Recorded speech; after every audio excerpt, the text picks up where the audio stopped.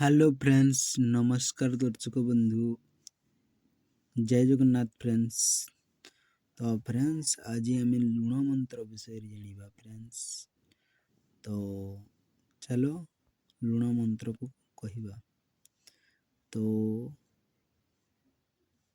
लुण मंत्र है ओम सत्ययुगे देवी पार्वती पेशिले छाया माया देवी अंतराई छाया माया देवी शंकर चरणे दृष्टिभेद होई लेख खाई शंकर पानी पियाइले नंदिया मुख चाही ओलटी भेद पालटी जा जा भेदिला तालुखा नखा बोली कहार आज्ञा ईश्वर पार्वती कोटि कोटि आज्ञा